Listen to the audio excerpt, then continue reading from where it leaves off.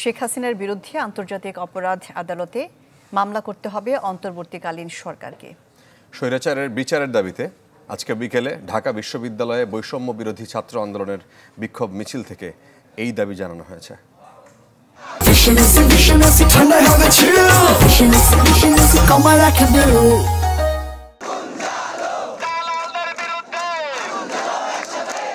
স্বৈরাচারের বিচারের দাবিতে এবার রাজপথে ছাত্র জনতা।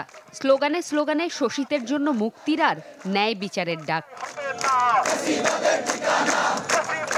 বিকেলে ঢাকা বিশ্ববিদ্যালয়ের রাজু ভাস্কর্যের পাদদেশে জড়ো হতে থাকেন আন্দোলনকারীরা। এ সময় শিক্ষা প্রতিষ্ঠানে লেজুর ভিত্তিক রাজনীতি বন্ধ সহ শেখ হাসিনার বিচারের দাবি জানান উপস্থিত ছাত্র জনতা। 15ই আগস্টকে কেন্দ্র করে পরাজিত শক্তির ষড়যন্ত্রকে রুখে দেওয়ার আহ্বান জানান তারা। হায়না এবং শকুনরা কু করার চিন্তা করছে। আমরা জানিয়ে দিতে চাই, বাংলাদেশের ছাত্র নাগরিক যখন এক হয়েছে তখন আপনাদের এসব কুকুরের মতো লেজ গুটিয়ে পালাবে।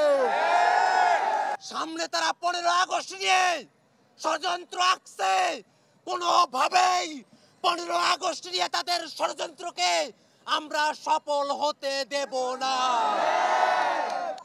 খুনিদের পুনর্বাসনের ভাবনার বিষয়ে সচেতন করে বৈষম্য বিরোধী ছাত্র আন্দোলনের নেতারা বলেন, শেখ হাসিনার বিরুদ্ধে আন্তর্জাতিক অপরাধ ট্রাইব্যুনালে মামলা দায়ের করতে হবে অন্তর্বর্তীকালীন সরকারকে। খুনিদেরকে পুনর্বাসন করার কোন ধরনের চিন্তা আপনারা করবেন না।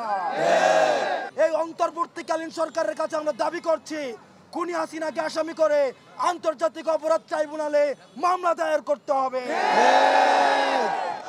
পরে শিক্ষার্থীদের বিক্ষোভ মিছিলটি ঢাকা বিশ্ববিদ্যালয়ের বিভিন্ন সড়ক প্রদক্ষিণ করে। জুমাতুল বিদা, চ্যানেল 24, ঢাকা।